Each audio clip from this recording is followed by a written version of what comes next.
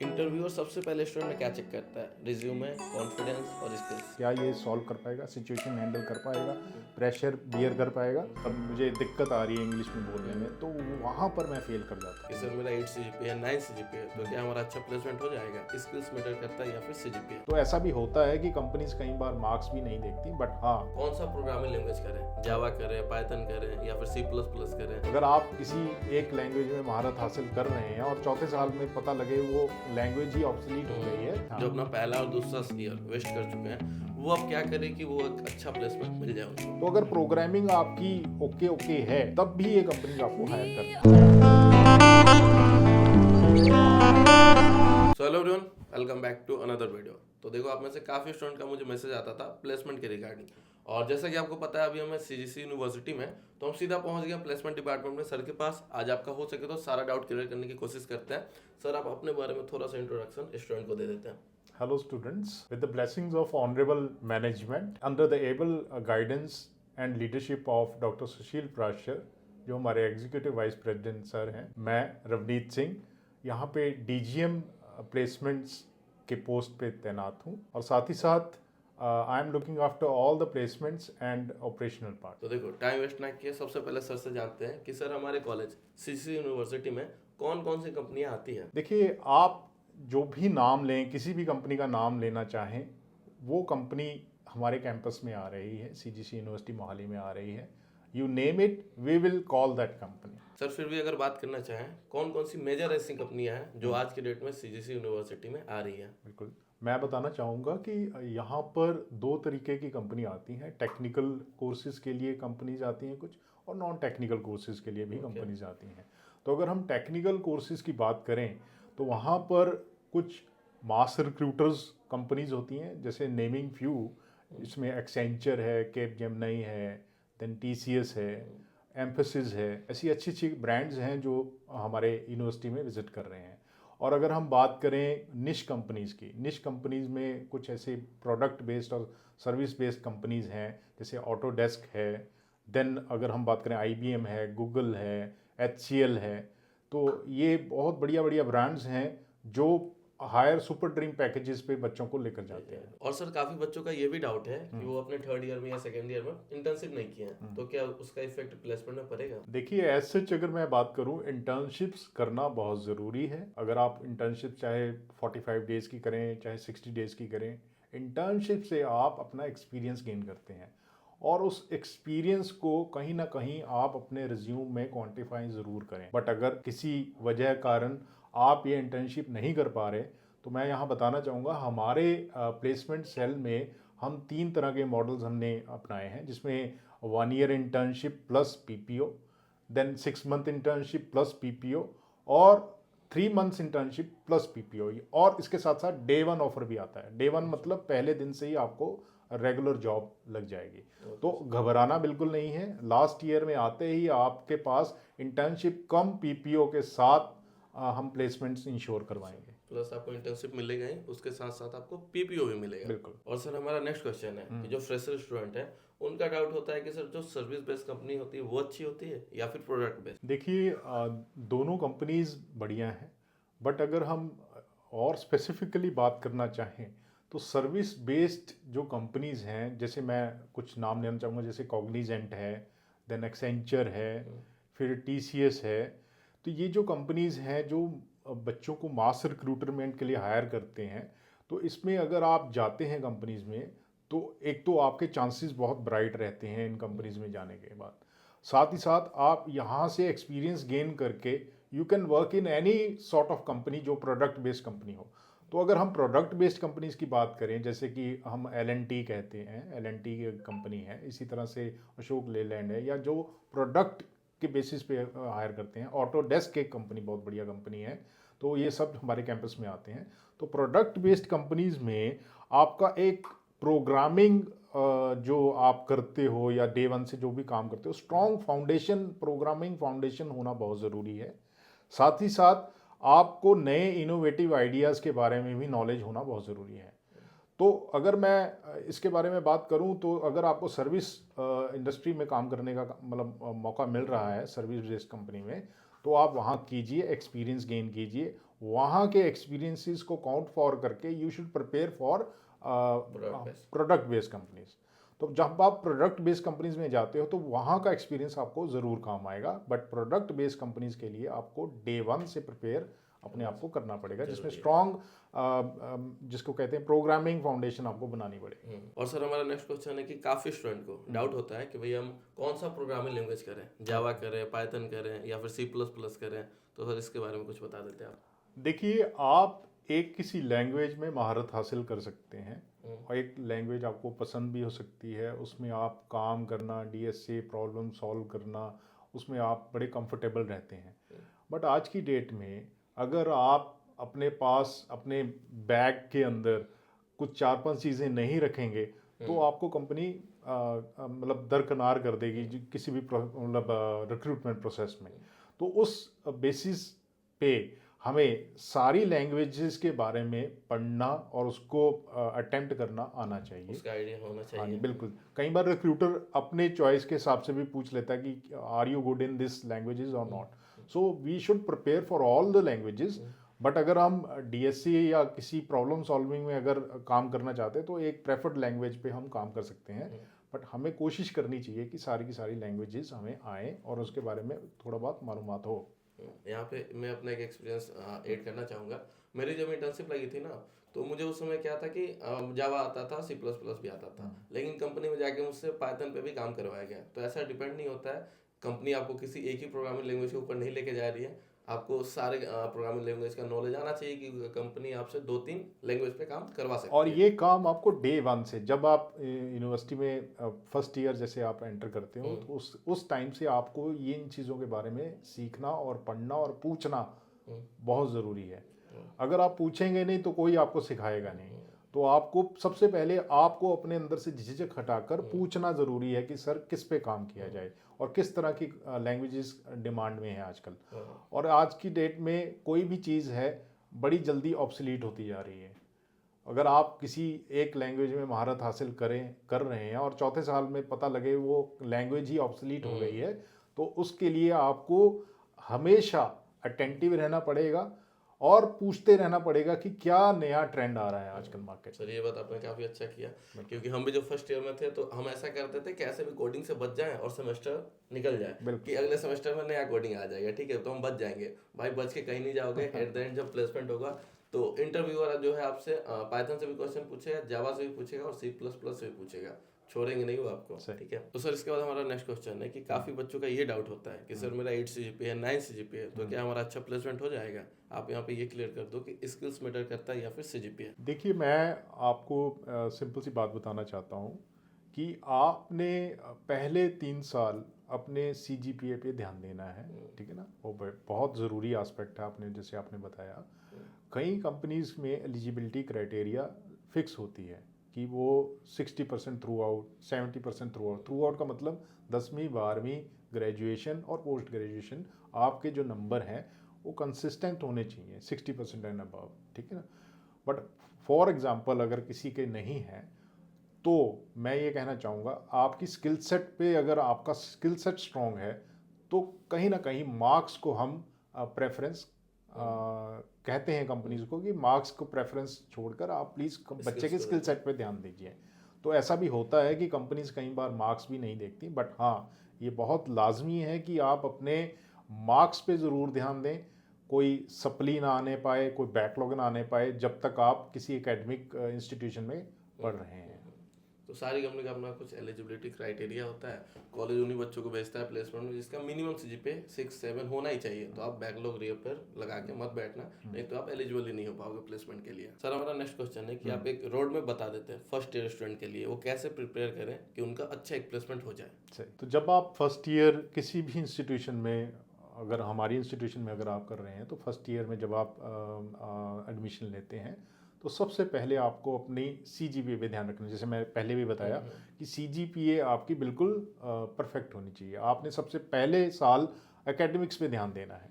दूसरे साल जैसे ही आप एंटर करते हो आप अपनी फाउंडेशंस को स्ट्रॉन्ग करें, जिसमें आपका एप्टीट्यूड आता है, आपका सॉफ्ट स्किल आता है, जैसे किस तरह से आप बात करते हैं, किस तरह से कम्युनिकेट करते हैं। फिर इसके साथ नॉलेज आपको गेन करनी है, उसके लिए आप लीड कोड जो प्लेटफॉर्म है उस पर जाकर आप अपने प्रॉब्लम सॉल्विंग स्किल्स को सुधार सकते हैं। हैकर अर्थ एक प्लेटफॉर्म है जिस पे आप अपने प्रॉब्लम्स, जितने नंबर ऑफ प्रॉब्लम्स आप सॉल्व करेंगे वो आप अपने रिज्यूम में भी ऐड कर सकते हैं।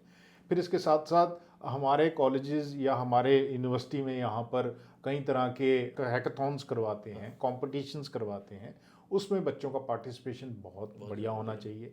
फिर किसी प्रोजेक्ट पे आपने काम करना है, उस प्रोजेक्ट पे आपने दिल से काम करना है, वो मेयरली एक खाना पूर्ति काम नहीं आपने करना कि हमने कहीं डिपार्टमेंट में जमा करवाना है तो हमने प्रोजेक्ट पे काम कर दिया। आपको उस पर दिल से काम करना है, इस तरह से काम करना है कि आपके सीवी में वो रिफ्लेक्ट हो जब वो आपको कोई पूछे इंटरव्यू देकर। फिर आप जैसे ही तीसरे साल में एंटर करते हैं फिर उसका रोड मैप मैं आपको आगे बताता हूँ। तो सर इसके बाद हमारा नेक्स्ट क्वेश्चन है कि जो स्टूडेंट थर्ड ईयर में जो अपना पहला और दूसरा ईयर वेस्ट कर चुके हैं वो अब क्या करें कि वो एक अच्छा प्लेसमेंट मिल जाए उनको? वेस्ट वाला वर्ड मैं नहीं उसको मानता। कोई भी एक्सपीरियंस है आपका यूनिवर्सिटी में वो काम आता है। मान के चलिए कि अगर वो जैसे फाउंडेशन की मैंने बात की थी, अगर वो फाउंडेशन नहीं बना पाया तो जैसे ही वो थर्ड ईयर में आता है उसको सबसे पहले अपने सॉफ्ट स्किल के ऊपर ज़्यादा काम करना चाहिए, क्योंकि आजकल कंपनी जो है सॉफ्ट स्किल के बेसिस पे ज़्यादा हायरिंग कर रही है। एप्टीट्यूड बहुत हायर लेवल रखना चाहिए आपको। एप्टीट्यूड के ऊपर आप प्रॉब्लम सॉल्विंग्स मतलब अपने वेबसाइट पे जाकर आप कर सकते हैं। तो इससे होगा क्या? इससे होगा कि सर्विस बेस्ड कंपनी जितनी भी मैंने शुरू में मैंने बताया था कि सर्विस बेस्ड कंपनीज आती हैं, जैसे कैपजेमिनी हो गया, एम्फेसिस हो गया, टीसीएस हो गया, एक्सेंचर हो गया, कॉग्निजेंट हो गया, तो ये जो सर्विस बेस्ड कंपनीज हैं ये मास हायरिंग करती हैं। तो ये ज़्यादातर जो आपका स्किल जैसे स्किल सेट होता है, जैसे जिसको हम कहते हैं एप्टीट्यूड हो गया, सॉफ्ट स्किल पार्ट हो गया, कम्युनिकेशन पार्ट हो गया, उस पर ज़्यादा फोकस करती हैं rather than your programming part. तो अगर प्रोग्रामिंग आपकी ओके है तब भी ये कंपनीज आपको हायर कर लेंगी। तो एक पाथवे तो आपका हो गया कि सर्विस बेस्ड कंपनीज में आप ट्राई कर सकते हैं और क्लियर कर सकते हैं। और अगर फिर भी अगर आप चाहते हैं कि किसी प्रोडक्ट बेस्ड कंपनीज में जाएं तो फिर आपको उस ईयर में आपको कुछ ट्रेनिंग स्किल्स आपको बढ़ानी पड़ेंगी। जैसे मान के चलिए आपको एप्टीट्यूड के ऊपर काम करना पड़ेगा, फिर आपको नए नए एडवांसमेंट जो हो रही हैं टेक्नोलॉजी के अंदर उसके ऊपर काम करना पड़ेगा। फिर जैसे मैंने बताया कि आपको लैंग्वेजेस के बारे में और नॉलेज गेन करनी पड़ेगी। थोड़ा ये मुश्किल रास्ता है बट फिर भी नामुमकिन कुछ नहीं है। कोशिश करोगे तो हो जाएगा अभी से भी। तो सर इसके बाद हमारा नेक्स्ट क्वेश्चन है, क्या एक एवरेज स्टूडेंट अच्छा प्लेसमेंट सिक्योर कर सकता है? बिल्कुल कर सकता है और 100% इसको कर सकता है, बशर्ते कि वो अपनी कम्युनिकेशन पे काम करे। और कम्युनिकेशन जब हम when I talk about communication, it is not merely about language, it is about how you express your feelings. ठीक है ना? तो फीलिंग्स और साथ ही साथ जो स्किल सेट आपने अक्वायर किया है फॉर द 4 ईयर्स, तो आप जैसे मैंने बताया कुछ भी वेस्ट नहीं होता। 3 साल में आपने जो भी एक्सपीरियंस गेन किया है उसको आप प्लीज़ एक किसी कॉर्नर में नॉलेज सेक के लिए रखें, और जब कभी इंटरव्यू आपसे क्वेश्चन पूछे तो आप उस स्किल सेट को या जो भी आपने नॉलेज एक्वायर की है उसको एक्सप्रेस बढ़िया ढंग से करें। The moment you express your self तो 70% पार्ट आपने अपना पूरा कर दिया है। तो फिर उसके बाद 20% पार्ट रहता है, आपने अपना सीवी बढ़िया ढंग से प्रेजेंट किया हो उसको अच्छी तरह से। हमारी टीम है यहाँ पर प्रॉपर जो 3 टायर मैकेनिज्म में काम करती है। एक टेक्निकल एस्पेक्ट्स देखते हैं, एक टीम जो पूरी तरह से आपको टेक्निकली साउंड करती है, टेक्निकल एस्पेक्ट्स के बारे में बताती है। एक टीम है जो एप्टीट्यूड के बारे में आप पर निरंतर काम करती रहती है, और एक टीम है जो सॉफ्ट स्किल के ऊपर काम करती है। तो हमारी सॉफ्ट स्किल्स टीम जो है वो आपके सीवीज भी वेट करती है। तो आप अपने ट्रेनर से, अपने मेंटर से प्लीज़ अपना सीवी वेट करवाएं, उसमें जो चीज़ें आप जिसमें बढ़िया हैं उसको इंक्लूड करवाएं, ताकि रिक्रूटर आपको 110% नोटिस करे। 10% जो आपका मेन जो कोर एरिया है उस पर बात की जाती है कंपनीज के द्वारा। तो मैं ये कहना चाहूँगा कि आपके अंदर कॉन्फिडेंस होना चाहिए। आप बड़ी से बड़ी पैकेज को भी क्रैक कर सकते हैं। अगर आपने सोचा 1 करोड़ का करना है तो आप पहले मन में अपने धारें कि मैं 1 करोड़ का पैकेज क्रैक कर सकता हूँ, मैं कैपेबल हूँ। तब ये जर्नी जो है पॉजिटिव साइड में मूव करनी शुरू कर देगी। और जितने नंबर ऑफ इंटरव्यूज़ आप फेस करेंगे उतना आपका कॉन्फिडेंस लेवल बढ़ता जाएगा। हम निरंतर बार बार यहाँ से मैसेज करते हैं कि बच्चा जितनी बार हमारे पास आए, चाहे वो रिजेक्ट होता जाए, बट वो इंटरव्यू प्रोसेस में बैठे, एंड तक बैठे। उससे होता क्या है, आपको एक अलग लेवल का कॉन्फिडेंस गेन होता है, और जितनी बार आप इंटरव्यूज़ में बैठेंगे आप एक नया एक्सपीरियंस के साथ बाहर आएंगे। सो ये एक सक्सेस फार्मूला है।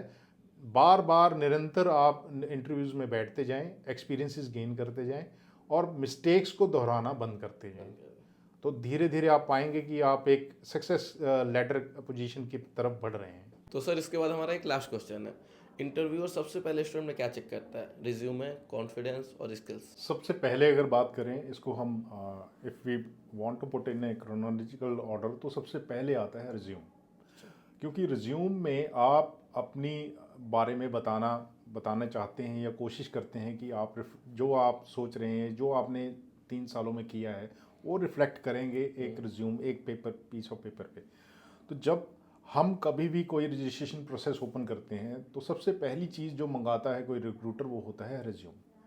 तो सबसे इनिशियल स्क्रीनिंग जो है वो रिज्यूम बेसिस होती है। उसके बाद अगर आपको मौका मिल जाता है, शॉर्ट लिस्टिंग हो जाती है, फिर चेक किया जाता है आपका कॉन्फिडेंस। सो अगर इसको हम डिवाइड करें into percentile, 50% is your resume, then another 30% is your confidence, and 20% is your skill set. तो स्किल सेट आपको आता ज़रूर है, बट आप बता नहीं पा रहे, एक्सप्रेस नहीं कर पा रहे, सामने वालों को समझ में नहीं आता, तो उसका कोई फ़ायदा नहीं है। अगर कोई चीज़ मुझे आती है और मैं उसके बारे में बात नहीं कर पा रहा हूँ, बता नहीं पा रहा हूँ, उसको प्रॉपर लैंग्वेज जो डिमांड है, यूनिवर्सल लैंग्वेज आजकल इंग्लिश है, तो इंग्लिश में अगर मैं बोल नहीं पा रहा हूँ, उसमें भी मेरे मतलब मुझे दिक्कत आ रही है इंग्लिश में बोलने में, तो वहाँ पर मैं फेल कर जाता हूँ। तो हमें ध्यान रखना है कि हमें सॉफ्ट स्किल मतलब कम्युनिकेट कैसे करना है, how to pronounce the thing, how to present the thing, how to pitch, मतलब मेरे अंदर जो स्किल सेट है उसको कैसे पिच करना है, किस टाइमिंग पे करना है। तो ये सब जब कॉम्बिनेशन हो जाता है उसके बाद आप इंटरव्यू सक्सेस कर जाते हैं। देखिए स्किल सेट के ऊपर तो कंपनी आपको फिर भी ट्रेनिंग दे ही, आपसे वो क्या एक्सपेक्ट करती है कि क्या ये बंदा प्रॉब्लम सॉल्विंग कर पाएगा। अगर इसको कोई प्रॉब्लम दे दी जाए, स्टेटमेंट दे दी जाए, तो क्या ये सॉल्व कर पाएगा, सिचुएशन हैंडल कर पाएगा, प्रेशर बियर कर पाएगा।